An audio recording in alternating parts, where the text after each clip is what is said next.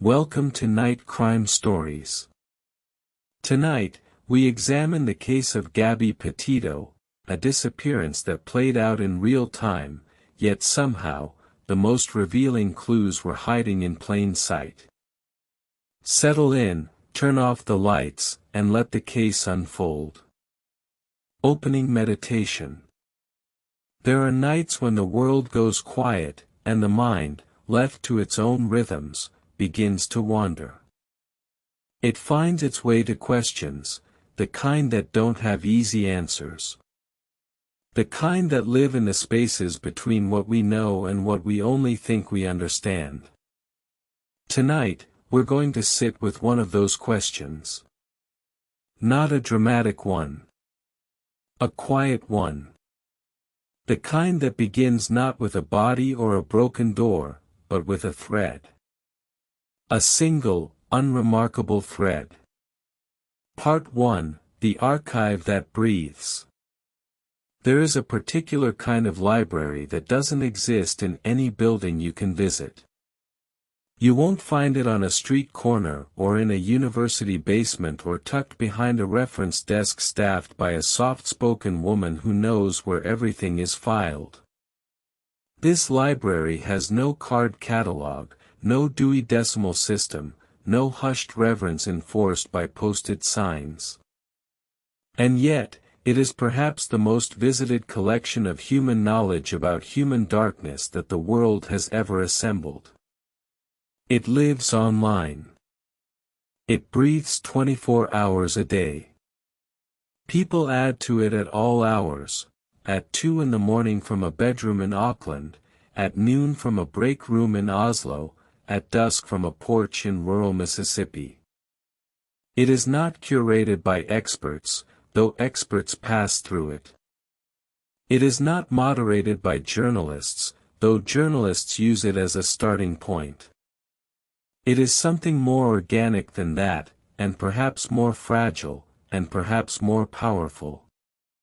It is the accumulated conversation of people who care deeply about true crime, about the unsolved, the misunderstood, the overlooked, and the wrongly closed. Tonight's story doesn't begin with a murder.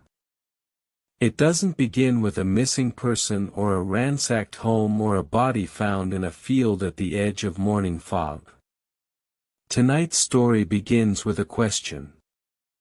A simple, earnest question posted by someone who wanted to know what other people were listening to, reading, watching.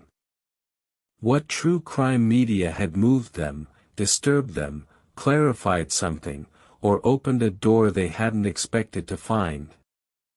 It is a question that gets asked, in one form or another, every single month. And every single month, something remarkable happens in response to it. To understand why that is remarkable, you have to understand something about the nature of true crime as a genre, what it is, what it does, and why millions of people around the world return to it again and again, not in spite of its darkness, but in some quiet negotiation with it. True crime, at its most stripped down, is the documentation of real events in which real people were harmed. That sounds clinical when you say it that way. It sounds almost cold. But that's not how it feels to the people who read true crime books with a highlighter in hand, or who listen to podcasts on long drives and find themselves sitting in the driveway long after they've reached home, unwilling to stop the audio. It doesn't feel clinical. It feels urgent. It feels urgent because the events are real.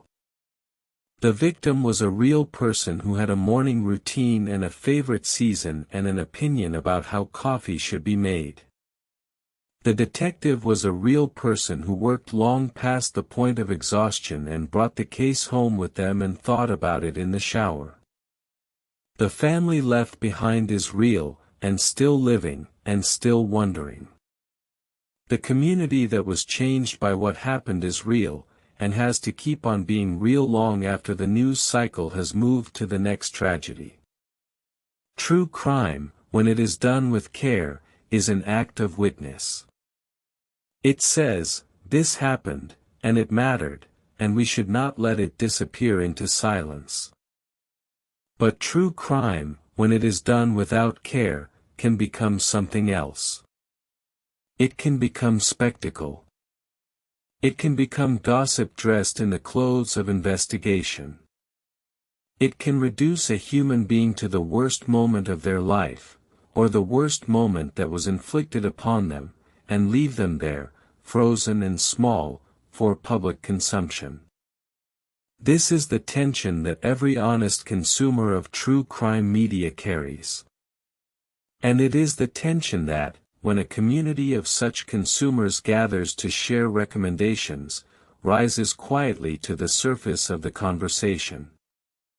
Because the recommendations they share reveal something important. They reveal what people are actually looking for when they turn to true crime. They reveal the values underneath the genre. They reveal the questions people are carrying. And some of those questions, it turns out, are not really about crime at all. The thread we are following tonight is not a thread in a case file. It is not a thread of fiber evidence or a thread of financial records. It is a conversational thread, a digital gathering place where ordinary people, and occasionally some not so ordinary people, come together to talk about what they have been consuming. What has held their attention? What has troubled them? What has changed the way they think about justice, or memory, or the reliability of everything they thought they knew? That picture is what we are going to explore tonight. We are going to follow the thread.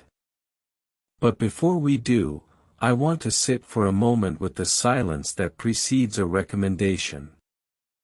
That moment before someone types a title into a search bar or speaks the name of a podcast into a microphone. That moment of consideration, of memory, of emotional sorting. Because in that moment, a person is asking themselves a question. A question that might sound like, what should I tell them about? But underneath that question is a deeper one. A quieter one. What do I want to understand better? What story has stayed with me, and why?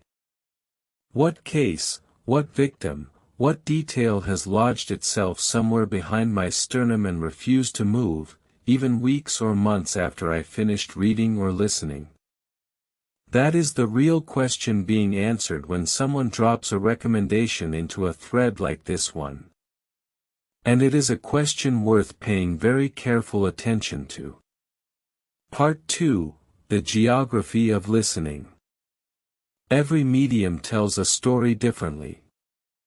A book about a crime and a podcast about the same crime and a documentary about the same crime are not three versions of the same thing.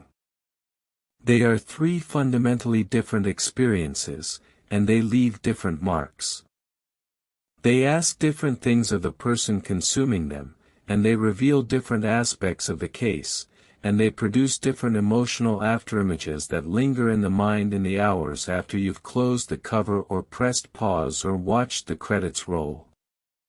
These are not the same recommendation. They are three different invitations to three different experiences.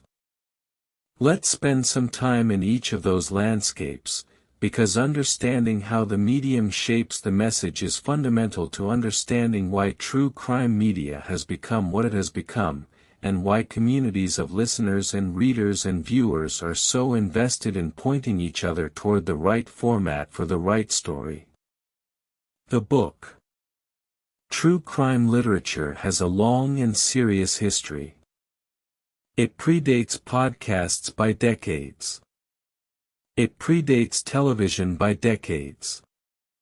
Some of the most important works of American nonfiction are works of true crime, though they are rarely shelved that way. They sit in the literary nonfiction section, or the history section, or they cross over into true crime at the exact moment when a marketing decision gets made about which readers a publisher wants to reach. But wherever they're shelved, these books share certain qualities. They are long. They are considered. They have time and space to develop the full human portrait of everyone involved, the victim, the perpetrator, the investigators, the community, the era. They can sit with ambiguity for hundreds of pages without resolving it, because a good writer knows that ambiguity is not a failure of investigation. It is often the truest reflection of what actually happened. A book is the long form. And long form, in true crime, is often where justice gets the most complete examination. The readers who come to recommendation threads asking for book suggestions are often looking for something specific. They want depth. They want context.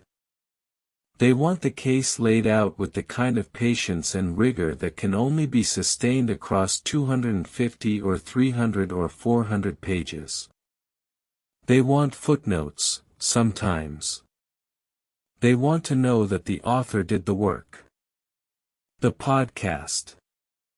And true crime, it turns out, is absolutely perfect for that format. Because the investigation of a real case, laid out episode by episode, recreates the experience of being a detective in the most accessible possible way. You are given information in sequence. You form hypotheses. You update them as new evidence arrives.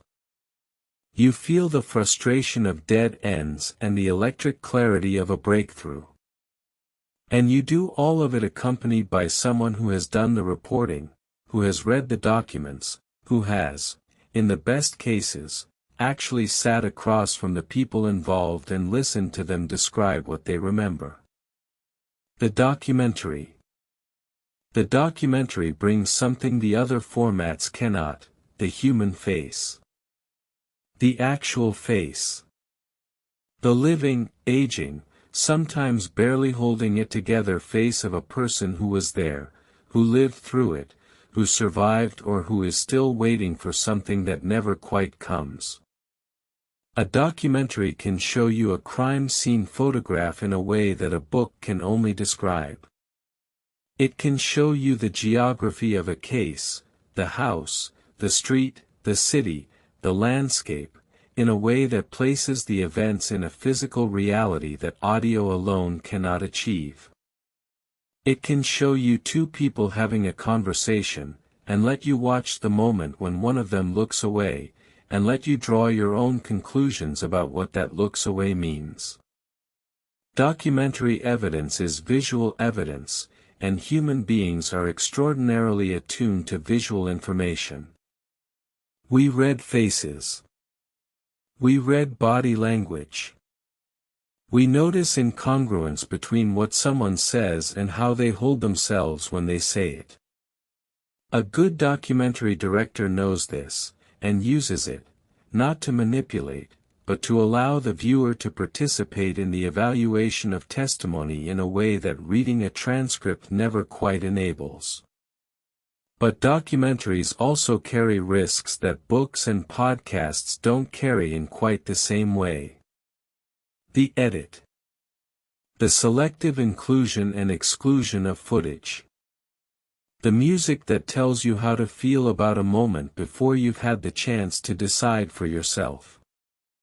The framing of an interview that positions someone as guilty or innocent before a word has been spoken. Documentaries are constructed, and their construction is always a series of choices, and those choices always carry a point of view, whether the filmmaker acknowledges it or not. That critical awareness, that ability to appreciate something and interrogate it simultaneously, is one of the things that genuine true crime communities do better than almost any other kind of media community. It is one of the things that makes them worth paying attention to. Part 3, the cartography of cases. Not all cases travel equally well across different media. Cases that involve complex documentary evidence, financial records, medical records, forensic science that requires visual explanation, often do their best work in print. The reader can pause. They can reread. They can turn back to page 47 and hold it against what they're reading on page 212. The book is patient in a way that audio cannot always afford to be. Cases that live in the testimony of witnesses, in the competing accounts of people who were present and remember things differently, in the recorded conversations and the interviews and the depositions, often find their most powerful expression in audio. You can hear the hesitation. You can hear the confidence. You can hear the moment when a person reaches the edge of what they're willing to say and finds a way to stop just short of it. Cases that turn on the question of who someone was, on character, on reputation, on the gap between the public face and the private life, often belong to documentary. Because documentary can show you the photographs, the home movies, the news footage from the time. It can show you the face of someone at age 22, before everything happened, and let you sit with the knowledge of what was coming. But there is another dimension to this cartography, and it is one that recommendation threads illuminate in a way that formal media criticism rarely does. Geography. The geography of where a case happened matters enormously to how it is covered and how it circulates and how it is understood by people who consume it. Cases that happen in major metropolitan areas, in places that have already established themselves as cultural locations in the public imagination, tend to receive more media attention and more varied media treatment than cases that happen in rural communities, in small towns, in places that most of the audience has never visited and may have no visual or emotional reference point for. This is not a new observation. Journalists and academics have written about it extensively. The term is disparity in coverage, the gap between the cases that receive saturation media attention and the cases that receive almost none. The gap is not random.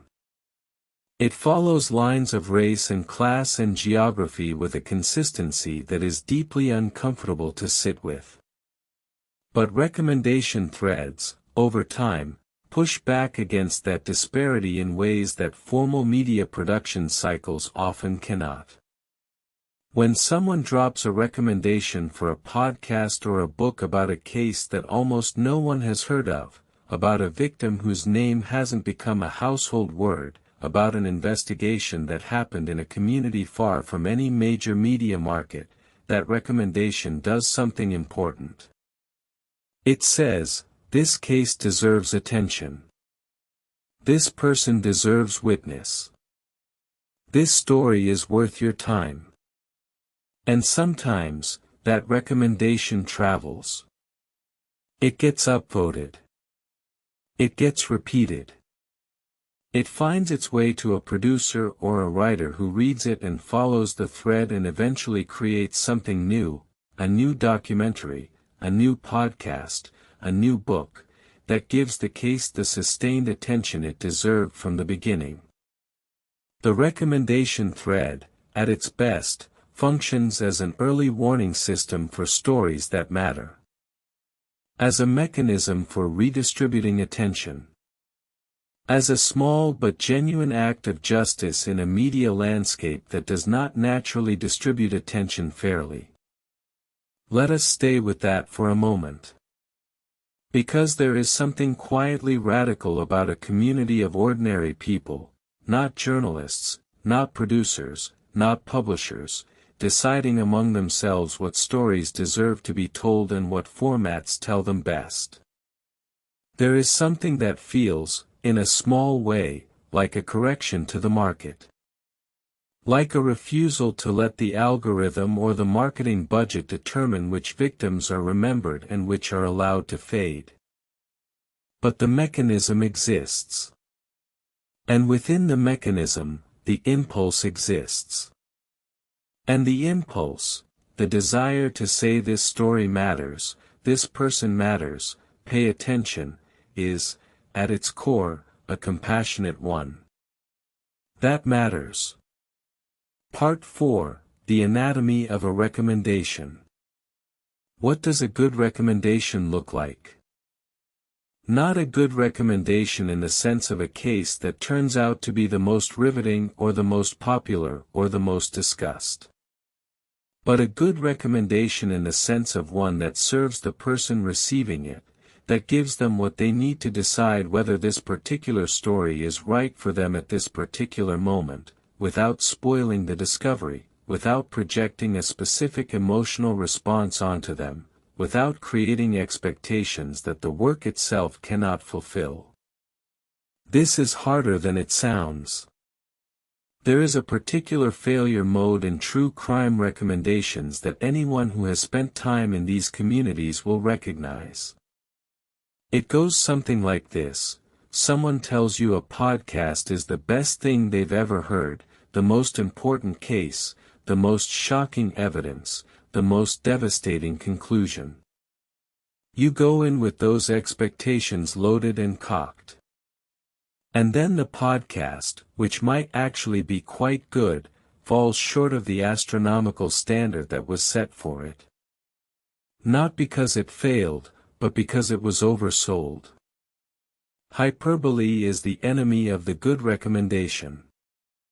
The phrase, "you need to listen to this," carries a freight of expectation that almost nothing can meet. The phrase, "this changed the way I think about everything," is true for the person who said it and almost certainly false for the person who receives it, because the thing that changes the way we think about everything is always specific to the particular configuration of our prior knowledge, our emotional state, our life experience. It is not transferable. The best recommendations in these threads tend to be precise rather than effusive. They tell you what the work is actually about, not just the case, but the approach, the angle, the question the journalist or filmmaker is actually pursuing. They tell you what kind of listening or reading experience you are in for.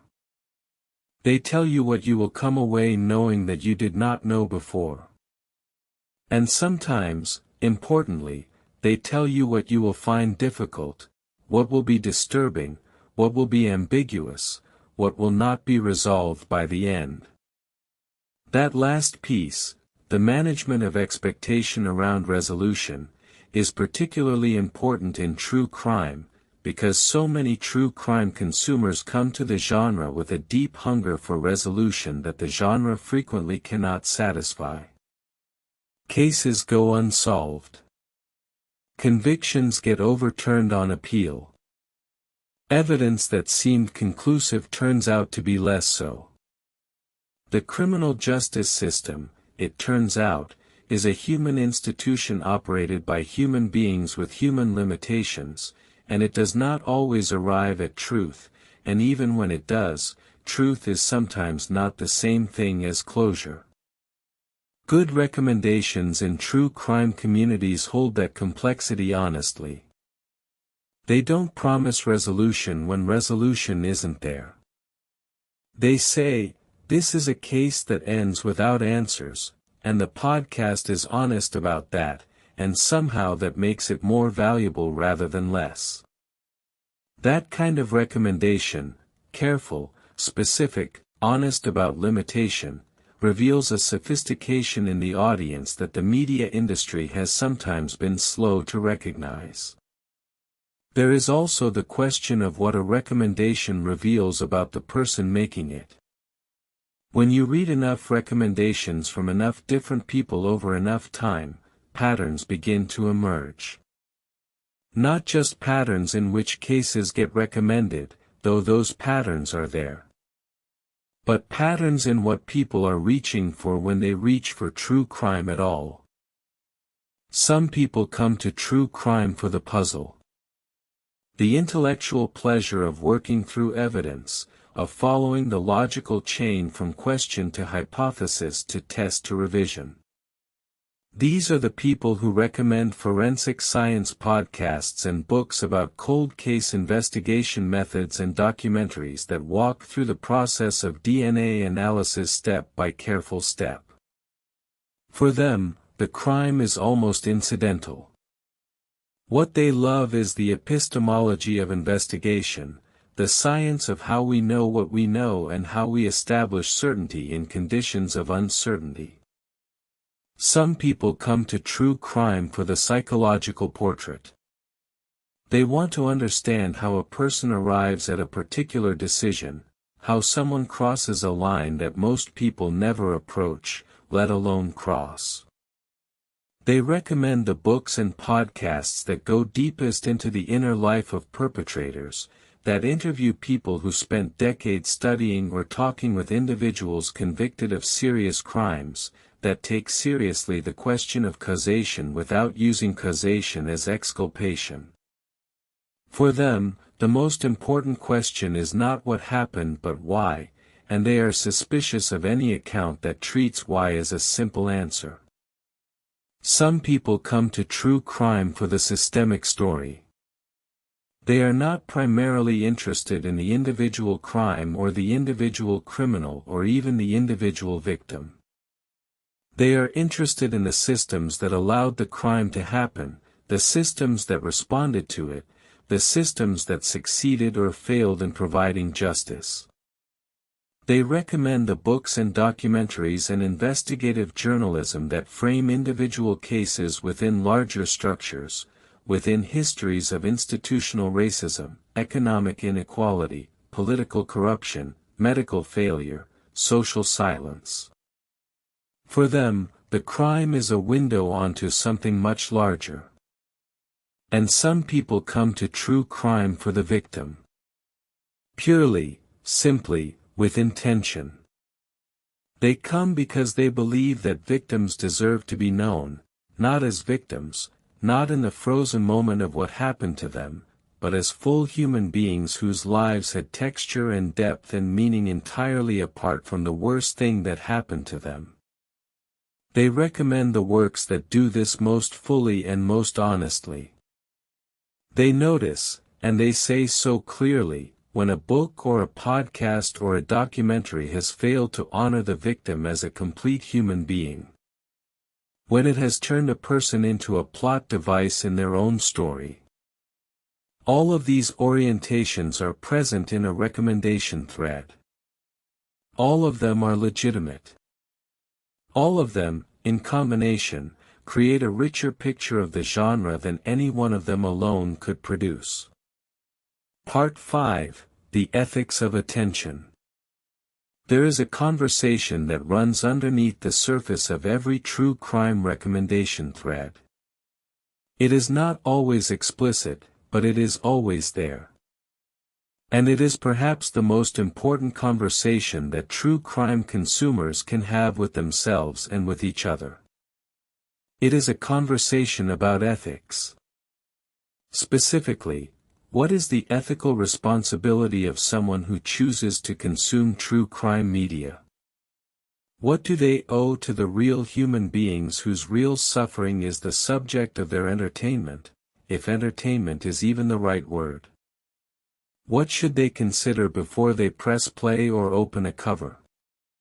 What should they notice and critique when a work falls short of its ethical obligations?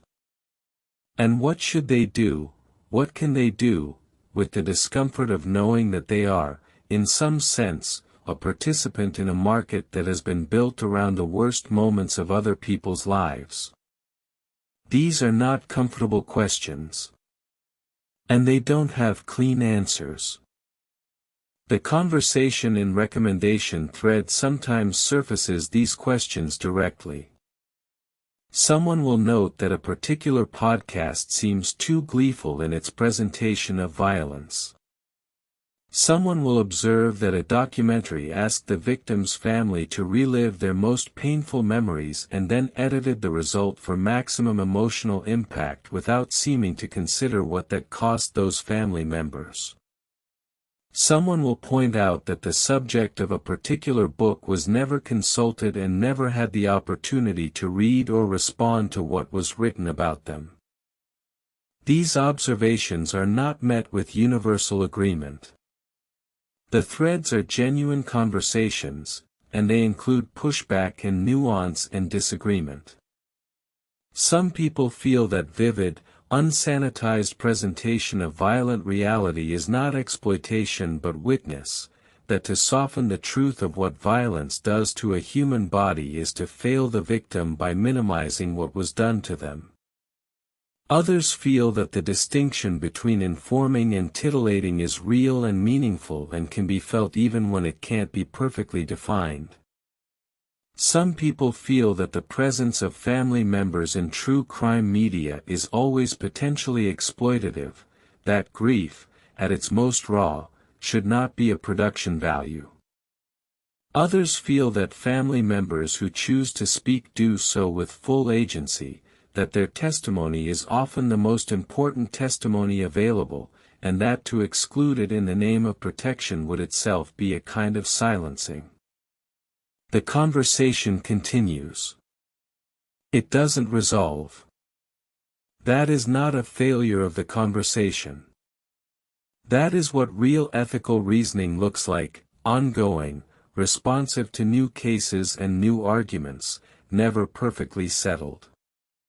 But there are certain ethical principles that seem to command fairly broad agreement among people who have thought carefully about these questions in true crime communities. The first is the principle of the full human being. A victim is not a body. A victim is not a case file. A victim is not a statistic or a symbol or a plot device in a story about an investigator's brilliance. A victim is a specific person who was alive, and who had specific qualities and specific relationships and specific dreams, and who deserved to continue being alive. Any true crime work that fails to honor that full humanity is, at minimum, falling short of what the genre can and should be. The second is the principle of proportionate purpose. The question is not whether consuming true crime is legitimate, it clearly is, in many forms, for many reasons. The question is whether the specific work being consumed serves a purpose proportionate to the cost of the intimacy it demands. Does this documentary ask a family to relive their most painful memories because that reliving serves the public understanding of an important truth? Or does it ask them to do that because it makes for compelling television? Those are different questions, with different answers. The third is the principle of honest limitation.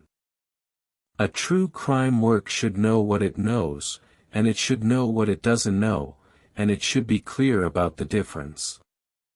The most destructive true crime media, the kind that has contributed to real injustice, to real harassment, to real harm, is the kind that presents suspicion as conclusion and speculation as fact. A person wrongly named as a suspect in a podcast or a book or a documentary does not have recourse. The damage to their reputation and their safety and their relationships is real, and it does not come with a correction notice. These principles are not always perfectly applied in the works that get recommended. But they are present in the conversations around those recommendations. And that is significant. It means the audience is doing work that journalists and producers and publishers have not always done, holding the genre accountable to a standard of care that it does not always voluntarily adopt. Part 6. The Unsolved Question. The Unsolved Case. Not the case that was solved but whose solution is disputed. Not the case where someone was convicted and later exonerated. Those cases have their own specific gravity and their own specific community of devoted attention.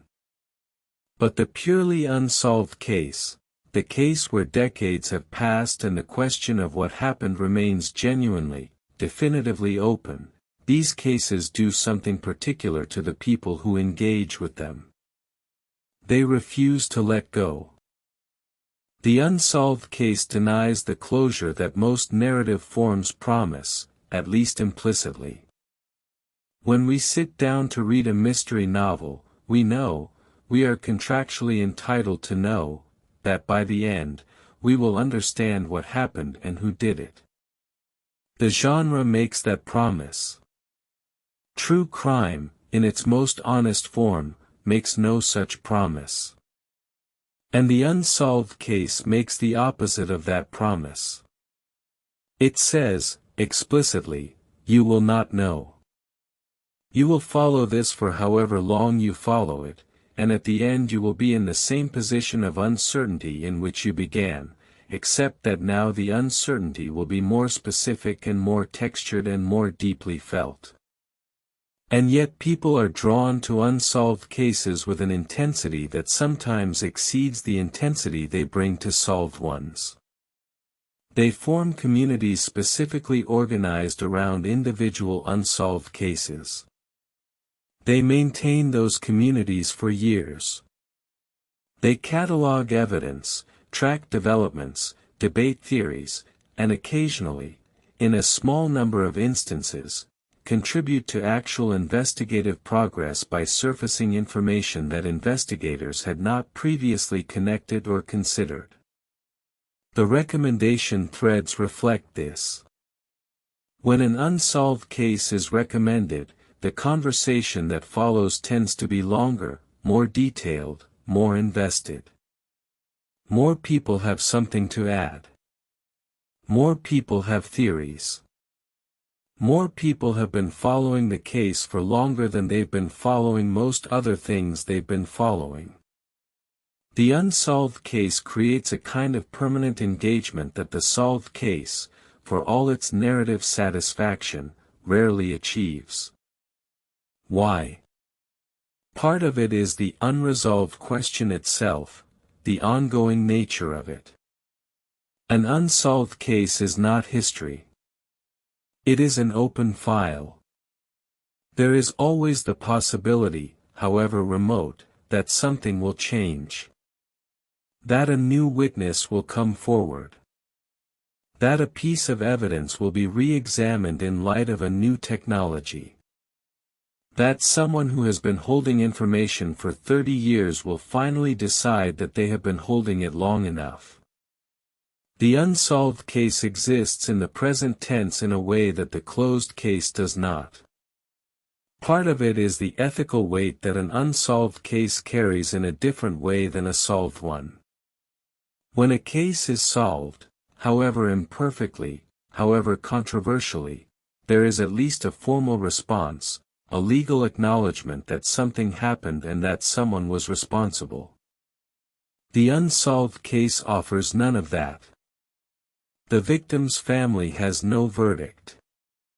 The investigators who worked the case may have gone to their graves without resolution. The community that was affected by the crime has had to absorb that uncertainty into its ongoing life. The unsolved case makes a demand on those who learn about it that the solved case does not make in quite the same way.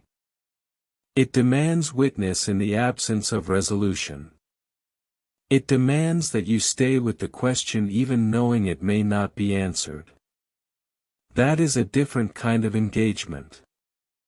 It is, in a way, a more honest engagement with the actual nature of serious crime, which does not always yield to investigation, which is not always explained or prosecuted or resolved, which lives in many communities as a permanent open wound. The recommendation threads that center on unsolved cases are also the threads where the most careful ethical conversation tends to happen. Because the people who have been living with an unsolved case, who have been following it for years, who have read everything and listened to everything and know the details with an intimacy that borders on the scholarly, are also the people most aware of how easily the desire for resolution can cross a line into something less constructive. They have seen what happens when amateur investigators become so convinced of a particular theory that they begin to treat it as established fact. They have watched the consequences when a specific individual gets named, publicly, as a likely perpetrator, without anything close to the standard of evidence that would be required in any other context. They have seen the harassment and the fear and the real damage that can follow from that kind of certainty in the absence of proof. And so the most experienced members of true crime recommendation communities tend to speak about unsolved cases with a particular kind of care. They encourage engagement with the evidence, but they are wary of premature conclusion. They value the ability to hold an open question open, to live in it without forcing it closed. That is, it turns out, a skill that has value well beyond the context of true crime. Who are the people who create true crime media? The honest answer is, all kinds of people. And that diversity is both the strength and the complexity of the current landscape. At one end of the spectrum are the long-form journalists and authors, people with decades of investigative experience, with legal and forensic training, with established relationships in the law enforcement and legal communities, with research budgets and editorial oversight and legal review and fact-checking processes. People who have spent a year or more, sometimes many years, on a single story. These creators, at their best, produce the kind of true crime that wins journalism awards and changes criminal justice policy and exonerates wrongfully convicted individuals and closes cold cases and holds institutions accountable for failures that those institutions would very much prefer to have forgotten. This work is expensive and slow and difficult, and the people who do it best deserve enormous respect. Recommendation threads return to these creators again and again, not just for specific cases but for the approach itself, the standard of rigor they set, the ethical framework they operate within, the sense you have as a consumer that the person guiding you through this story has done the work and is honoring their obligations to the people whose lives they are writing about. At the other end of the spectrum are creators who got into true crime because the format is accessible, the audience is large, and the barrier to entry is low. They have a microphone and a subscription to a newspaper archive and a genuine enthusiasm for the genre. Their production values are modest. Their research process is informal. They may not have reached out to anyone directly involved in the case. They may be working from secondary sources, other people's books, other people's reporting, other people's documentary work, without adding significant original research of their own. This is not automatically disqualifying. Much of what the best true crime teachers and explainers do is synthesis, taking existing information from disparate sources and making it accessible and coherent to an audience that might not otherwise know where to begin. That is a legitimate and valuable service. A well-synthesized overview of a complex case, done with intellectual honesty about what is known and what isn't, can be an excellent entry point for someone just coming to the story. But the difference between synthesis and original reporting matters, and the difference between careful synthesis and careless synthesis matters even more. And one of the consistent services that experienced recommendation communities provide is the capacity to make those distinctions, to say, this podcast is a good introduction to the case, but if you want the actual reporting, go here. To say, this creator is working from the original documents but this one is summarizing a documentary. To hold those differences clearly in mind and communicate them honestly to people who are just beginning their engagement with a particular story. In the middle of the spectrum, and this is where things get most interesting, are the creators whose work doesn't fit neatly into the categories of professional journalism or informal enthusiasm. These are the creators who came to a particular case through personal connection rather than professional assignment. They are sometimes family members of victims.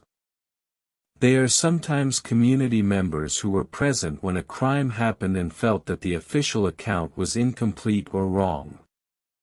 They are sometimes former law enforcement officers who left the profession but couldn't leave a particular case behind. They are sometimes advocates who discovered a miscarriage of justice and built a platform specifically to address it. Their personal proximity to the case is simultaneously their greatest strength and their most significant liability. Their strength is the intimacy of their knowledge and the authenticity of their investment. They know things that outside researchers cannot always access. They have relationships that formal journalists cannot always establish. They feel the stakes of the story in a way that is palpable and real and communicates itself directly to audiences. Their liability is the same thing. Personal proximity can shade into advocacy. Advocacy can shade into partisanship. Partisanship can shade into a selectivity in the presentation of evidence that, however well-intentioned, can mislead an audience and contribute to unjust outcomes, sometimes for the very people the creator set out to help. Recommendation threads wrestle with this. You see it in the careful hedging of endorsements. This is worth listening to, but know that the host has a clear position and some of what you hear is argument rather than documentation. You see it in the requests for counterpoints. Can anyone recommend something that challenges the narrative in this podcast? Does anyone have the other side of this story? That impulse, the desire to hear multiple perspectives, to subject any single account to the test of competing accounts, to resist the seduction of a compelling narrative even when the narrative feels true, is one of the most intellectually honest things that recommendation communities do. And it is also one of the most important habits of mind that true crime, at its best, can teach. And when creators do this, when they step forward and say, I made something about this case, here is what I was trying to do, here is what I think I got right, here is what was difficult, something interesting happens. The community responds to them not as an audience responds to a brand or a product, but as one engaged person responds to another. People ask questions. People offer their own knowledge of the case. People note what they found valuable and what they wanted more of. The conversation is genuine. This is the medium at its best. When the distinction between creator and audience becomes porous, when information and perspective flow in multiple directions, when the person who came to the thread looking for a recommendation ends up contributing to the conversation in a way that shapes what gets created next. The genre, in this mode, becomes genuinely collaborative. And collaboration, in the pursuit of truth and justice, is rarely a bad thing. Part 8, The Architecture of Trust. True crime media, like all media, depends on trust. But the stakes of that trust are higher in true crime than in almost any other genre. Because when a true crime work gets something wrong, when it misidentifies a suspect, or misrepresents the evidence, or fails to accurately convey the findings of a forensic examination, or presents as established facts something that is actually disputed or uncertain, the consequences can be real, in the real world, for real people. Trust in true crime media is therefore built on a specific foundation. It is built on transparency about sourcing, on a creator's willingness to tell their audience where their information comes from and to acknowledge when the sourcing is incomplete or contested. It is built on intellectual honesty about the limits of what can be concluded from the available evidence. It is built on a demonstrated care for the real human beings at the center of the story, a care that expresses itself not in sentimentality but in rigor, in the refusal to flatten complex people into simple characters, in the insistence on providing context and nuance even when context and nuance complicate the clean narrative. Recommendation threads are, in a real sense, a community assessment of which creators have earned that trust. The creators who appear again and again, across many different recommendation threads, across many different months and years, are the ones who have established a track record of doing the work honestly.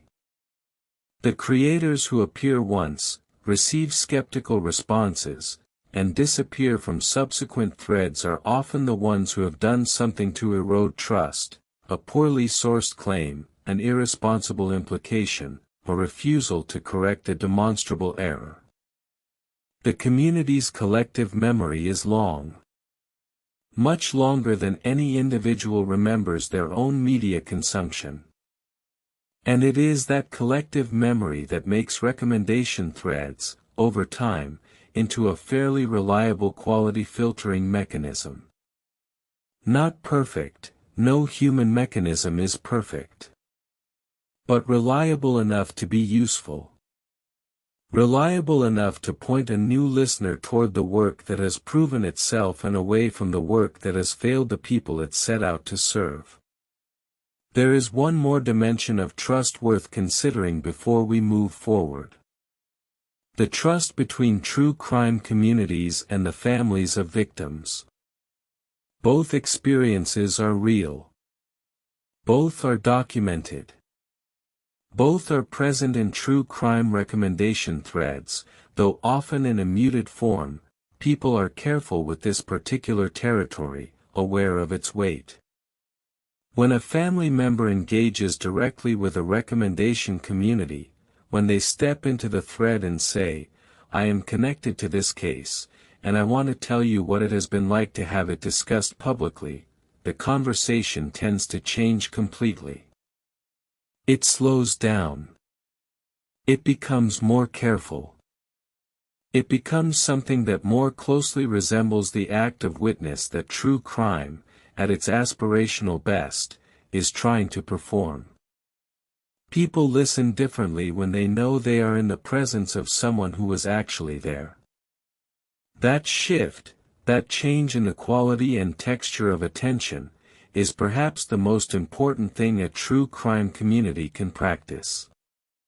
Because ultimately, the purpose of true crime is not to provide intellectual puzzles or narrative entertainment or a safe space to encounter darkness from a comfortable distance. The purpose, when it is most fully realized, is to ensure that real people who were really harmed are seen and known and not forgotten.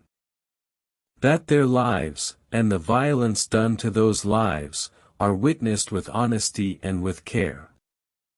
And witness requires exactly the kind of attention that shifts when we know someone who was there is in the room.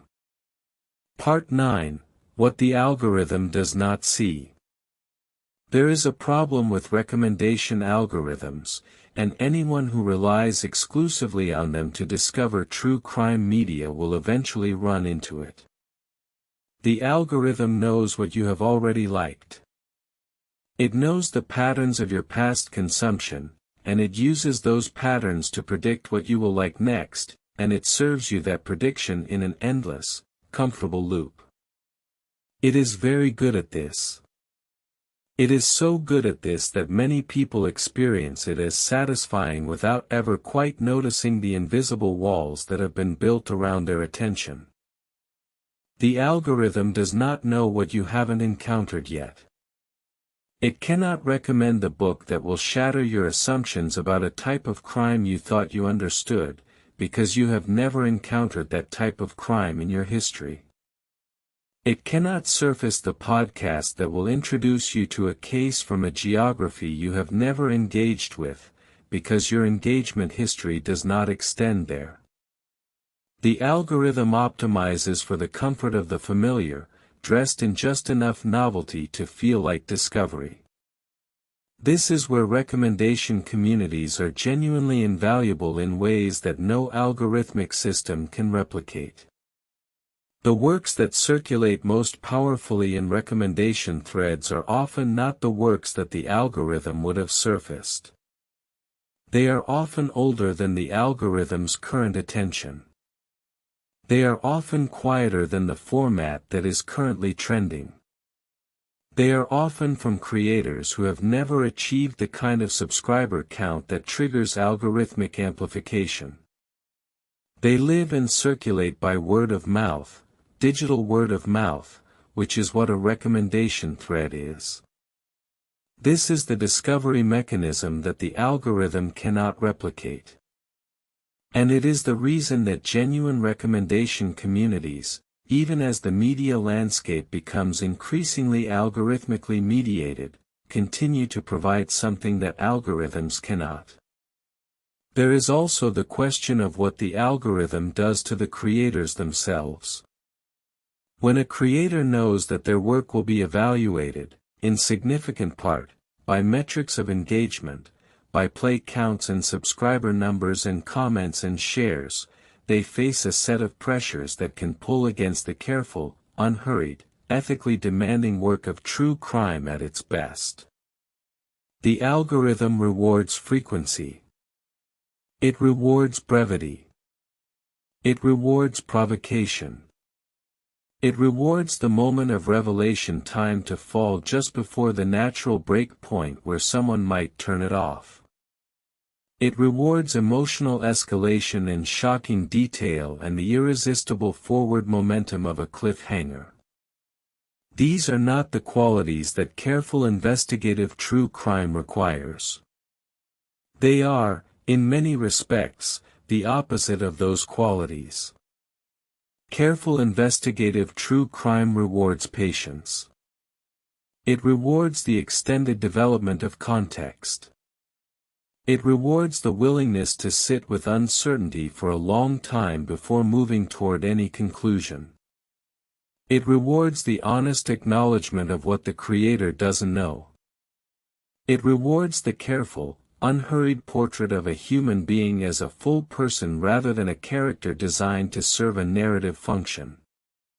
These are qualities that algorithms frequently punish. The creators who manage to maintain those qualities in an algorithmically mediated environment tend to be the creators that genuine recommendation communities return to most consistently. Because the audience that those communities represent is not primarily optimizing for engagement. They are optimizing for something closer to truth. And they can feel the difference between work that is trying to serve truth and work that is trying to serve an engagement metric, even when they can't always articulate exactly what they're detecting. They feel it in the quality of the silence between revelations. They feel it in the moments when a creator chooses to slow down rather than accelerate. They feel it in the willingness to let an interview run long rather than cutting to the most quotable moment. They feel it in the credit given to sources, the acknowledgement of researchers and editors and the people involved in the case who agreed to speak. All of these small signals communicate something about where a creator's loyalties ultimately lie, with the audience, or with the story. The best true crime work is loyal to the story. And the recommendation community knows it. Part 10, The Weight of the Witness. Let us talk about what it costs to be a dedicated consumer of true crime media. Because there is a cost. It is not often discussed directly, but it is real, and it is something that the most honest members of true crime communities acknowledge, sometimes in the very threads where they are recommending the work that produced that cost. The cost is this: sustained engagement with stories of real human suffering produces an accumulation in the mind and body that does not fully discharge when you close the podcast or the book. The details stay. The images stay. The sounds, in the case of audio, stay. The cases accumulate. And because each case involves a real person whose life was really altered or ended, the emotional weight of that accumulation is real, even when it is experienced at a distance. The psychological literature has a term for a version of this experience: vicarious trauma. It was developed in the context of clinicians who work directly with trauma survivors, who over the course of their careers absorb a kind of secondary experience of trauma through repeated exposure to their clients' accounts. The symptoms can include difficulty sleeping, intrusive thoughts about cases, a change in how the clinician perceives their own safety and the safety of people they love, and a kind of emotional numbing that can develop as a protective response to sustained exposure to suffering. Clinicians are not the only people who experience these effects.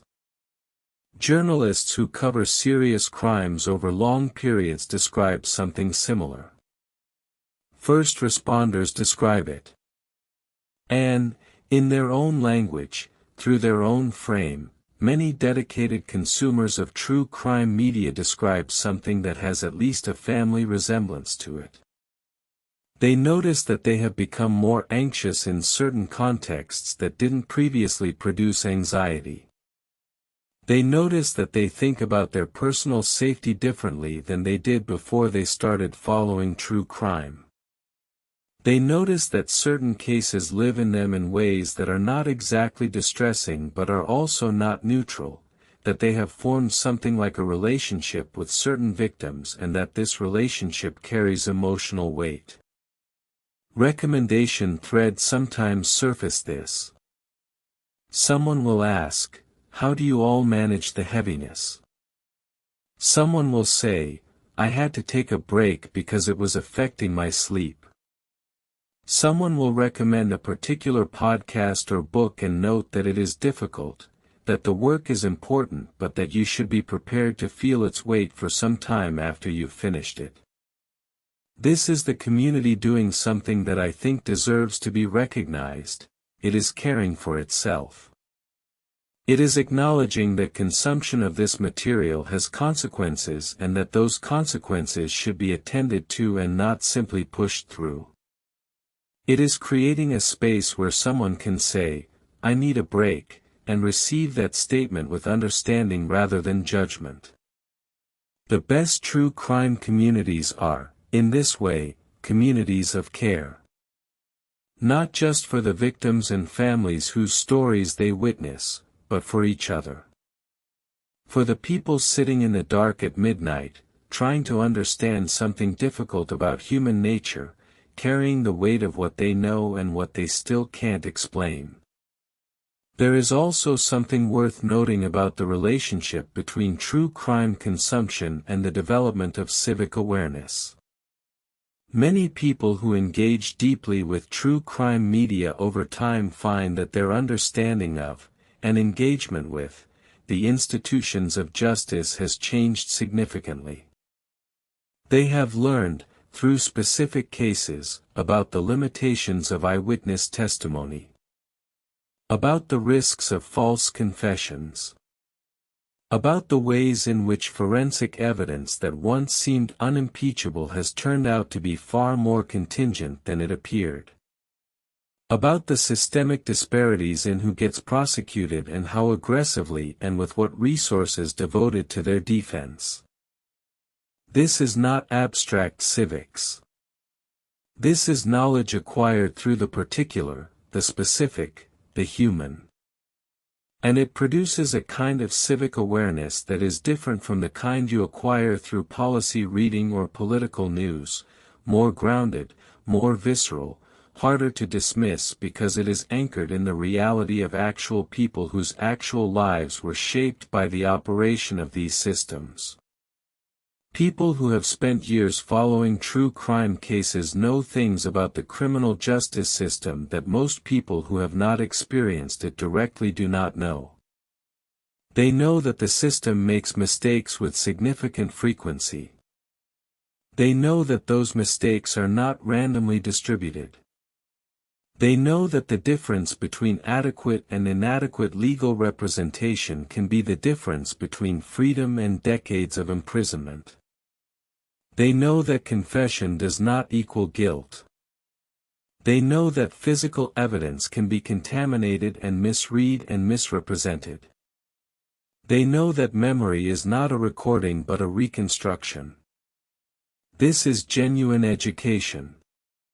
And it has genuine civic consequences. People who know these things are different kinds of jurors, different kinds of voters, different kinds of citizens. They ask different questions. They are harder to persuade by certainty alone. They require evidence, and they know something about how to evaluate it. True crime, when it is done well and consumed thoughtfully, is civics education for a reality that civics textbooks rarely acknowledge. Part 11: The Shape of Justice. What does the true crime community want from justice? The wrongful conviction case. The cold case where a family has been waiting 30 years for an answer. The case where someone was convicted on evidence that has since been discredited. The case where a politically connected individual was never seriously investigated. The case where institutional failure is so obvious and so thoroughly documented that the formal response to it is almost worse than the original crime. These are the cases that people bring to recommendation threads with the greatest urgency. Not urgency in the sense of breathless excitement, the community tends to be careful about that particular register. But urgency in the sense of moral weight. The sense that there is something actively wrong here, something that has not been adequately addressed, something that continues to matter in the present even when the events that produced it are decades old. What does justice look like in these cases? The criminal justice system's answer is narrow. Justice is a verdict.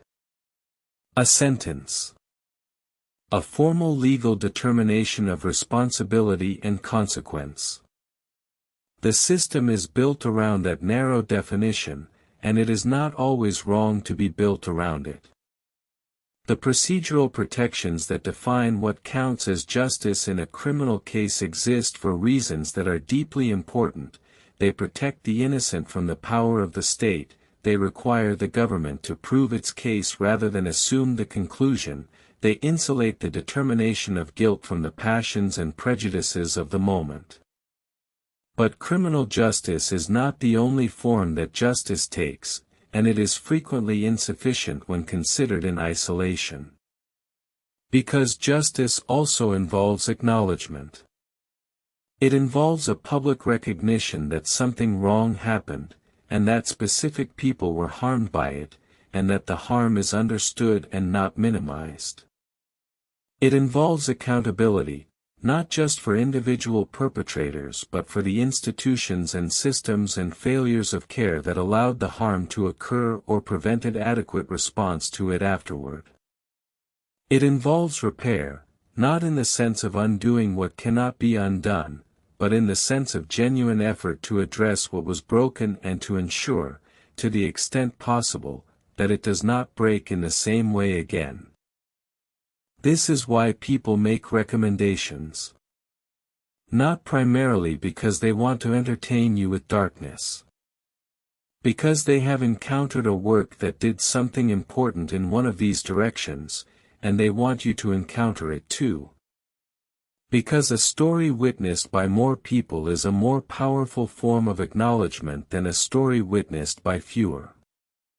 Because attention, directed deliberately and thoughtfully, is itself a form of justice. They are the cases where someone is in prison who may not belong there. Where someone who belongs in prison may never be placed there. Where the official account has been shown to be incomplete or incorrect but the system has not yet found a way to respond adequately. Where a family is still waiting. The community's sustained attention to these cases is not entertainment. It is a form of keeping faith. It is the refusal to let the story close until the question is answered. It is a commitment to the idea that justice deferred is not justice denied, not permanently, as long as enough people continue to hold the question open. That commitment, expressed through something as apparently ordinary as a recommendation thread, is one of the most genuinely hopeful things I have encountered in thinking about how communities form around difficult truths and what they do with the knowledge they accumulate. Part 12. The thread that holds. We come now to something quieter. Something that sits underneath all of the analysis and the media criticism and the civic education and the ethical conversation that we have been moving through tonight. Something that is, I think, the actual heart of what happens when people gather in these spaces to share what they have been reading, what they have been listening to, what has stayed with them. It is connection. Human beings have always gathered around difficult stories. Long before the podcast and the documentary and the true crime book and the digital recommendation thread, people gathered around the story of what happened, the terrible thing, the confusing thing, the thing that should not have happened but did, the thing that didn't make sense and needed to be made sense of together because it was too difficult to carry alone. The campfire story. The village gathering after a crisis. The neighborhood that comes together after a tragedy to try to understand what they are now supposed to do with what they know. The family at a dinner table, months after a loss, trying to find a way to talk about it that doesn't break everything open again but also doesn't pretend it didn't happen. These gatherings are as old as human community. They serve a function that is simultaneously psychological and social and spiritual. They allow people to acknowledge, together, that something happened. That it was real. That it mattered. That the people who were affected by it were real people who mattered. And that the community, the gathered people, is not going to simply let that reality disappear into silence. The online recommendation thread is a contemporary form of that ancient gathering. It is technologically mediated and geographically distributed and asynchronous in ways that the campfire gathering is not. But the human impulse underneath it is the same. The impulse to say, I encountered something difficult and I need to talk about it with other people who are willing to take it seriously. I need to not be alone with what I know. They are talking about the fact that human beings do terrible things to each other. And that this fact is very hard to live with. And that living with it requires finding some way to understand it, not to excuse it, not to explain it away, but to place it in a context large enough to hold it. A context that includes the full humanity of everyone involved, the complexity of the systems that shaped the events, the imperfection of the institutions that responded, and the ongoing work of the people who refused to let the story end with an inadequate or unjust conclusion. True crime media, when it is doing what it does best, provides that context. It is a container for something that is otherwise very difficult to contain. And the recommendation thread is a way of sharing that container, of saying, here is a work that helped me hold this, and I think it might help you hold it too. That is, in the end, an act of generosity. A very quiet, very ordinary act of generosity, made by people who don't know each other, who will likely never meet, who have found each other in the strange geography of a digital forum and discovered that they are carrying some of the same weight and that the weight is lighter, somehow, when you carry it alongside someone else. The thread sorts by new. That means the most recent recommendations are the first ones you see. The older ones, the ones made months or years ago, sink further down into the archive. They become harder to find. They require scrolling, searching, the patience to look past what is immediately visible. But they are still there. They don't disappear. Someone posted a recommendation, and someone else responded, and that exchange exists in the archive, permanent, in its small way. The recommendation for a book about a case from 30 years ago, made by someone whose username gives nothing away about who they are or where they live or what drew them to true crime in the first place. The response from someone who had read the same book and wanted to add something. The thread that opened up between them, briefly, about what justice means when the system fails.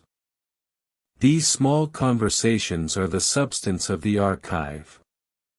And the archive is the substance of the community. And the community is, in its slow and distributed and imperfect way, a form of collective memory. Collective memory for the people who were harmed. For the cases that aren't closed. For the questions that aren't answered. For the families who are still waiting.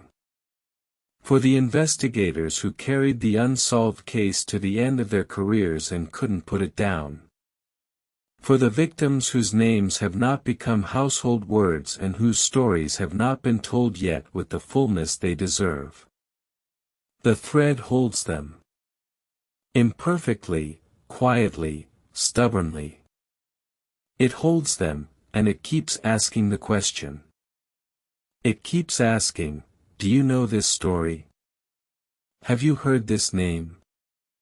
Is there something here that we haven't seen yet? Is there something in this evidence, this testimony, this detail, something small and easy to overlook, that changes the shape of everything we think we understand? Is there a thread we haven't followed yet? Is there still a thread? There is always still a thread. There is always still a thread, and the people who gather in these spaces are, in their way, the ones who keep following it. Not because they are investigators, though some of them are. Not because they are journalists, though some of them are. Not because they are legal experts or forensic scientists or advocates with platforms and access. But because they are witnesses. Because they choose, month after month, to sit with the difficult thing and not look away. Because they believe, and they are not wrong to believe, that witness matters. That attention is a form of respect.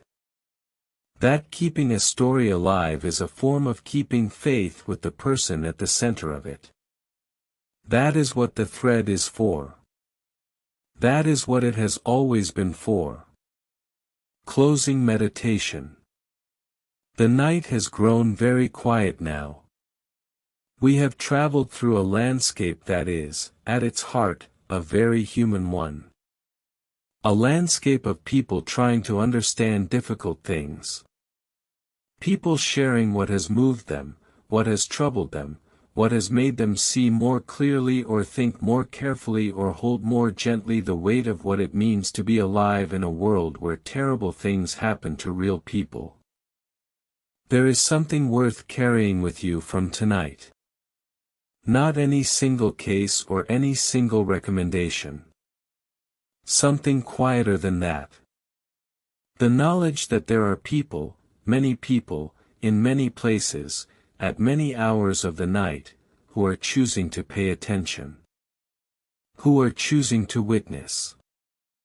Who believe that a name should not be forgotten and a story should not close before its time. That belief is not naive. The people who hold it know better than most how often the systems fail, how often justice arrives late or incomplete or not at all. They know the weight of the unsolved question. They have felt the particular grief of caring about a case that the world has moved past. And they continue. They post recommendations and they read them and they follow the threads and they return the next month and do it again. Because the archive needs tending. Because the questions need holding. Because someone, somewhere, is waiting for someone else to say, I know about this. I know that this happened. I know that it mattered. You are not alone in what you carry. The thread holds. Rest now. Let the question settle. Let the night do what the night does, quiet everything down to its essential weight, its essential truth. Tomorrow the thread will still be there. The questions will still be there. And so will the community, sorting by new, reaching back into the archive, following whatever thread has not yet been followed to its end. Sleep well. If you're still awake after that, subscribe, leave a like, and drop a comment. Which case should we cover next?